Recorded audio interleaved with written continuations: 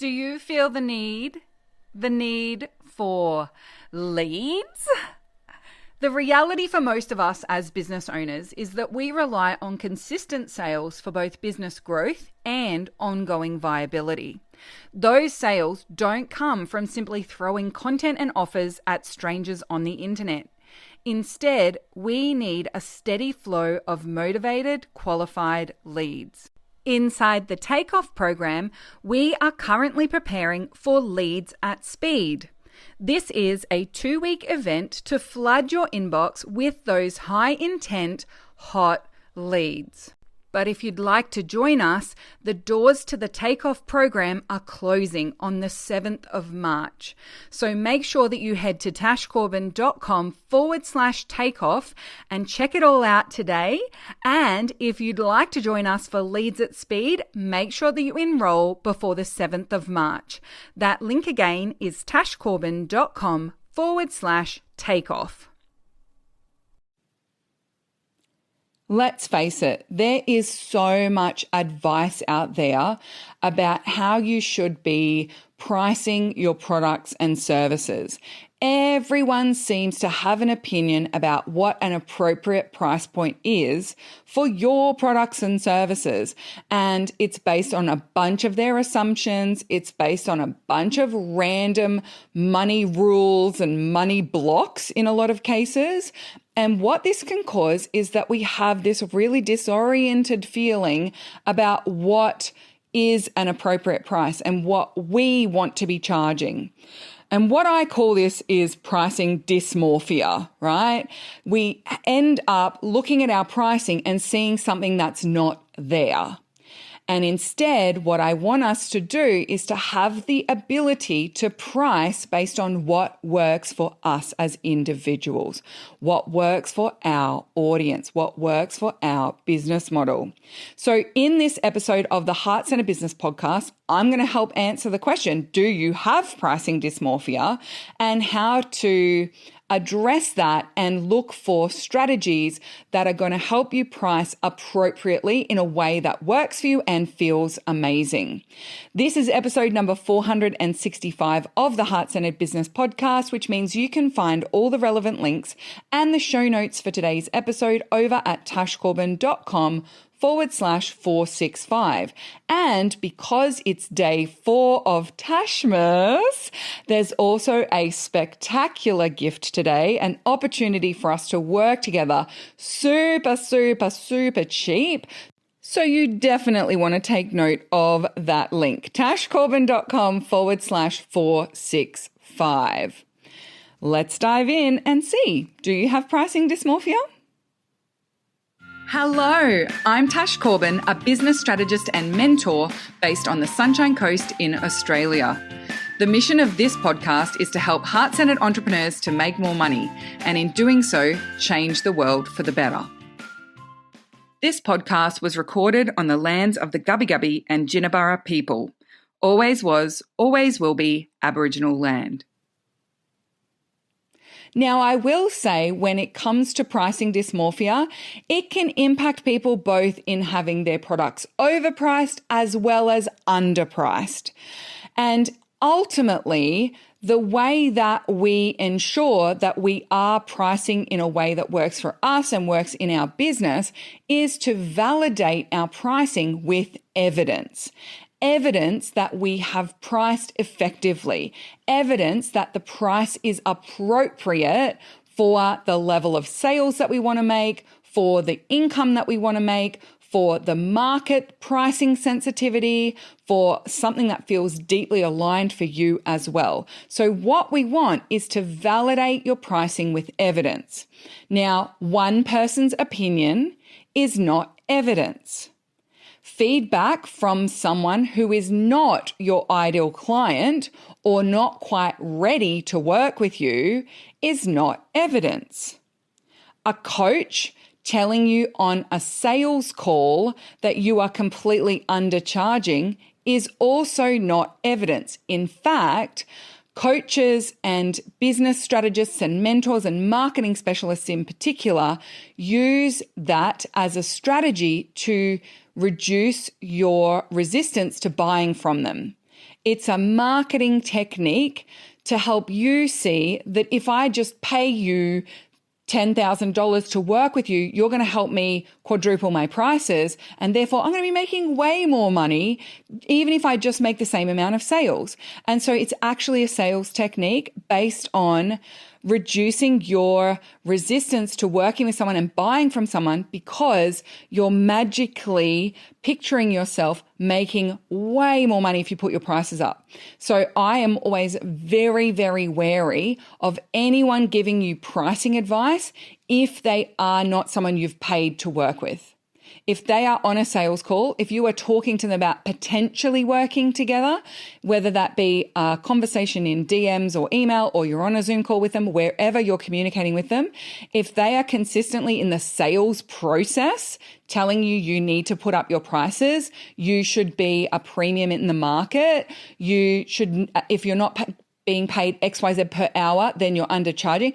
Anyone telling you that without being in a paid mentorship relationship and who is trying to sell something to you, I am very wary, very, very wary.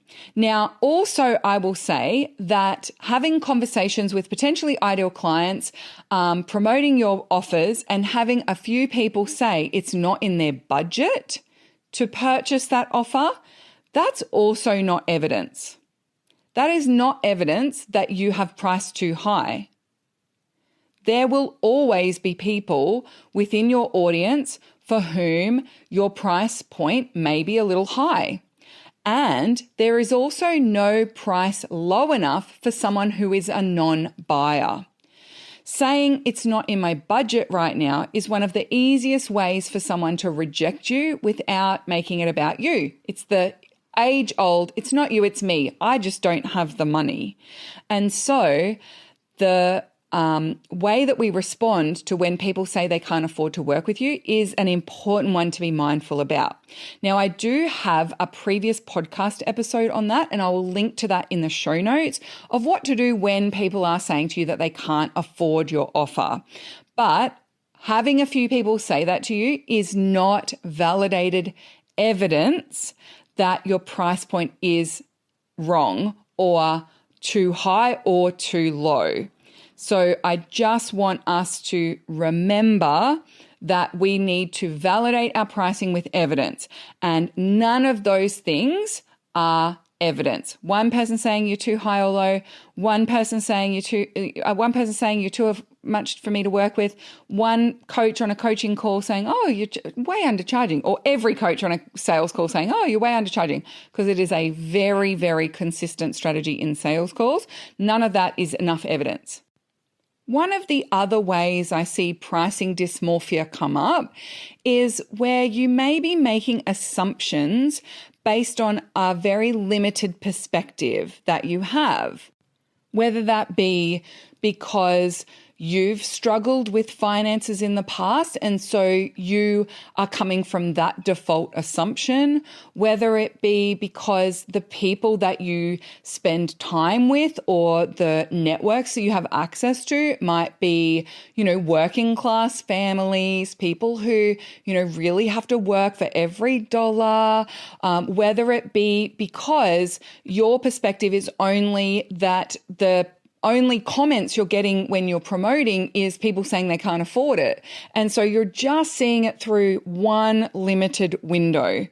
Additionally, comparison is the thief of joy. It can create so many pricing wobbles, both thinking that your price is too high and thinking that your price is too low as well, and feeling this pressure to charge as much as someone else or charge more than someone else, feeling pressure to be cheaper than someone else. And that's really important for us to pay attention to. It's important for us to notice where other people's prices, where comparing ourselves with other people can really bring stuff up for us. And I don't think that the answer is to stop looking at other people's prices and stop paying attention and just pretend that you don't feel that way. I actually think those insights you get when you look at other people's prices are so powerful. They give you the very insight into what may need to be addressed, what's coming up for you, what's going on from a mindset perspective, but also what's going on with your strategy and your delivery. So one of the other ways that I see this comparison part come in is where people price their offers based on equivalent offers with the same amount of inclusions. So my course has 12 modules. So how much do you get for a 12 module course? But a 12 module course that helps someone go from making $10,000 a month to $100,000 a month is very different in its value proposition compared to a 12 module course on how to help someone make their first $20 in their business. And so it's not about what's included, it's about the value proposition. And that's where, rather than pricing based on comparison, pricing based on what other people are telling you, pricing based on the rejection that you've had over your pricing previously, pricing based on industry averages, any of those things is not pricing based on validated insights, validated evidence.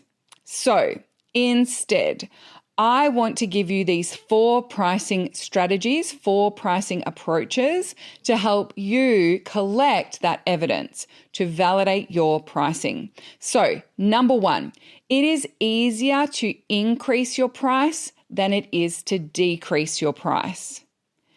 There are a lot of people who get themselves caught up often after one of those sales calls with one of those coaches who says, oh my gosh, you're only charging $800 for your 6-week program. You should be charging $4,000. And then they put their price up to $4,000 based on that advice, but they haven't validated that their audience can actually take that price leap. They also have spent all the time up until that point having an $800 package or program, and they're not taking their existing audience with them. So they then have to actually go out and create and attract a brand new audience that are able to pay at that price point. And so a lot of people who follow that blanket advice of tripling prices, quadrupling prices, they might make a sale or two, but then they make no more sales and they really struggle and they really suck the cash flow out of their business. Or they make no sales, but now they feel embarrassed about putting their prices down. So then there's always this justification for putting their prices down. Oh, it's my birthday, so everything's half price.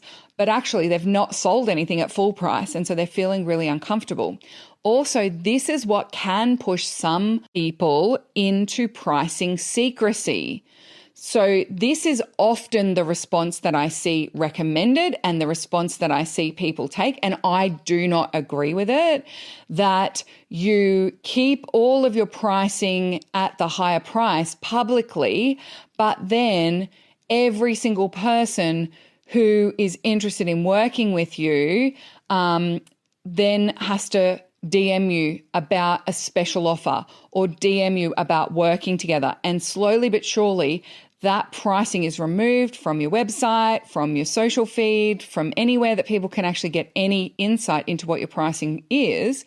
And then you are making individualized offers. And so you're secretly offering people packages at different prices or going back to your old prices, but doing it behind the scenes in secrecy.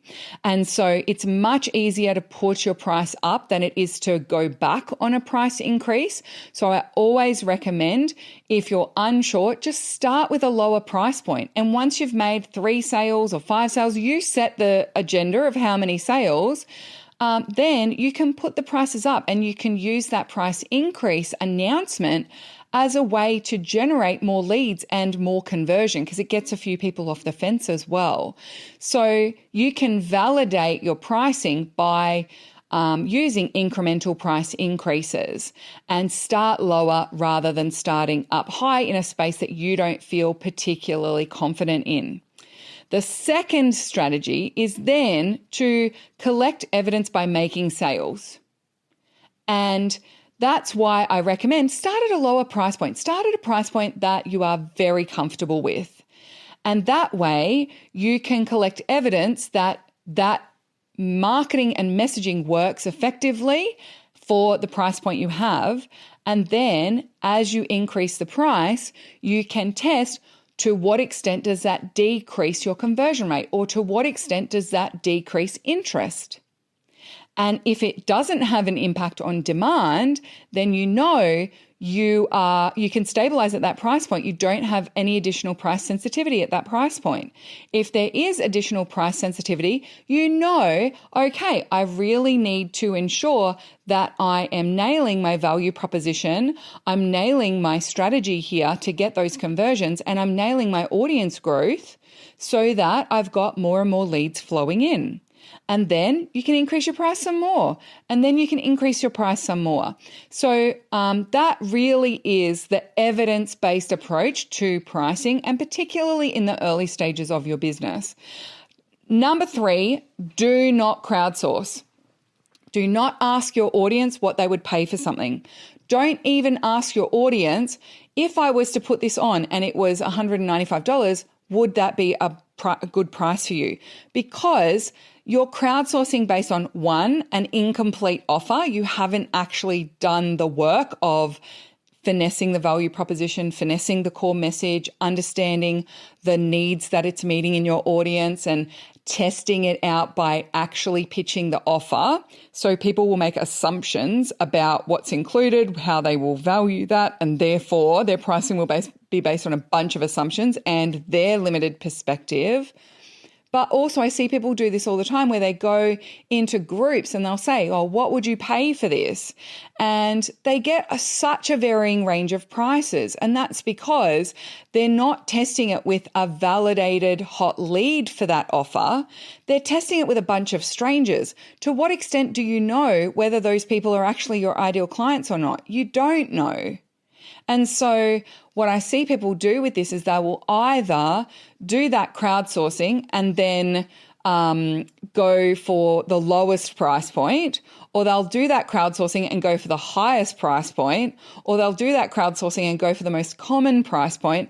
And none of those is actually a validated evidence-based approach to pricing, because you don't know enough about those individuals and why they said that price point and the extent to which they are a fit for that offer in getting their input into your pricing. So don't crowdsource your pricing. Instead, really connect in with what you feel is the price point, what you feel is appropriate, and what you feel comfortable charging. And if you need to do some work around how valuable you think it is and the mindset wobbles that come up, do that work. I am working with a mindset practitioner at the moment, and we are working on some of my mindset stuff around pricing. And it's been fascinating because in clarifying and re-establishing some of my understanding and my belief in the product and dealing with some of those mindset wobbles, what's happened is I can see there's also some strategy and messaging stuff that I've been missing in some of those offers. And so part of the reason why I've priced low is because some mindset stuff, but also a big part of the reason why I've priced low is because I haven't done the extra finessing of the value proposition and the messaging, and it needs a good little overhaul. It needs a good review. And so in addressing the mindset piece, I have also uncovered some strategic changes and improvements I can make in order to increase my market's comfort with the price point, as well as increasing my own. So don't crowdsource. Focus on what makes sense to you and collecting that evidence from your audience. And then strategy number 4 is review your prices based on a preset framework. Because we don't want your pricing reviews to only happen when you're in a good mindset space. We don't want your pricing reviews to only happen when you're starting to get frustrated and resentful. We want your pricing reviews to happen based on a preset framework.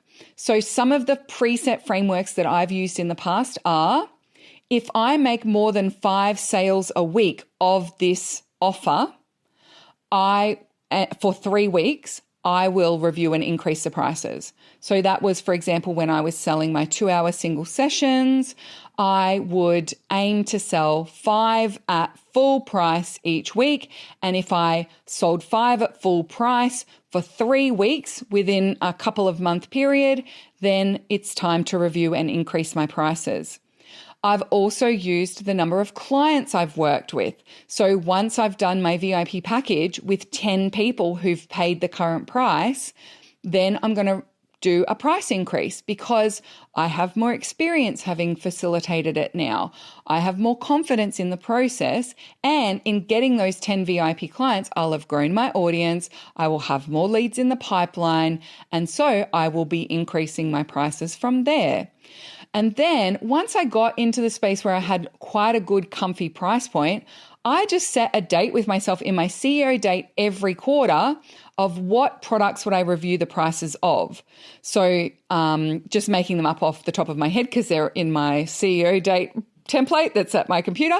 But for example, it might be at the end of quarter 1 each year, I review the price of the takeoff program, of the accelerator, and of my VIP packages. In the end of quarter 2, I review the prices of all my low ticket offers. In the end of quarter 3, I review the price of conference. And at the end of quarter 4, I review the price of the planning system and anything in relation to like my productivity stuff. And so I just have each quarter a certain part of my products ecosystem is what I'm reviewing the prices of. And then I can make an informed choice about whether I increase the price or not. So at the end of quarter 1 this year, I will review the price point of the takeoff program, and I will decide I'm not going to increase the price point of the takeoff program. So I'm not saying that you have to increase it at that period, but you review the price in that period. So set up that pre-existing framework so it doesn't rely on either a really strong mindset or a really frustrated and resentful mindset before you take any action on it. You're proactively reviewing and making decisions about your prices. That also gives you often more time and more warning to set yourself up to do that price increase announcement and get those final sales in at your current price if that's going to be part of your price increase strategy. Now, we don't always need to let people know about our price increases. I've definitely done price increases in the past where I didn't actually want any more clients at the current price, but that was often because I left the price increase too late. And if I had actually reviewed my prices sooner, I would have been able to let people know about my price increase much, much earlier, get those last final sales at the existing price, and then move on to my newer pricing even sooner. So review your prices, set yourself a little framework of maybe it's a number of people and a time frame, whichever comes first. And so you can then do that review based on that framework, and you've got that all set up and the agenda happening in advance. So that brings us to the end of today's episode. Hopefully this has helped you to get out of the comparisonitis and potentially remove that pricing dysmorphia and that perception or that default rule that you might have seen about what you must charge in order to be worthwhile, or what you can't go any higher than because industry leaders don't go any higher than that. Instead of basing your prices on any of that external stuff, on any of those blanket rules, on any of those individual opinions, you can base your prices based on collecting validated evidence and validating your prices. Now, I have a great gift for you today for day 4 of Tashmas, and it's for us to work together one-on-one. I am going to be offering single sessions, VIP one-on-one sessions with me, to work together at a super discounted price. And we're going to do the ascending price point offer. So if you participated in Tashmas or listened to Tashmas last year, you would have seen me do this last year. I also did it in the 10 days of deals last year, and it worked really beautifully. And it was such a powerful way for me to be able to offer sessions working with me at a super juicy, super discounted price, and also protect my boundaries around my own pricing as well. So normally these single sessions to work with me are $1,495. But for the first person to comment on the Facebook post, they'll get it at $100. For the second person, they'll get it at $150. For the third, they'll get it at $200. For the fourth, they'll get it at $250. And we'll just keep going until no one wants them anymore at the price point that they're at. So you will be able to find all the details on what to put in the comments in order to secure that space and how it's all going to unfold over with the show notes of today's episode at tashcorbin.com/465. Now, what I'll be doing is I'll do a Facebook Live on my Facebook page to give you a warning that I'm about to post the bidding post for these single session offers. So I'll do a Facebook Live, and then once I finish that Facebook Live, the post will go live. The post will go up. So the best thing to ensure that you don't miss it is make sure that you've put me as one of your favorites on your Facebook for my Facebook page, and then you'll be notified when I go live. And then that will mean that you don't miss out on your opportunity to jump in and grab one of these discounted sessions for us to work together. So all the details and all of that explanation in writing will be over at tashcorbin.com/465. So make sure you jump over there and grab those instructions, and happy bidding for day 4 of Tashmas. Bye for now.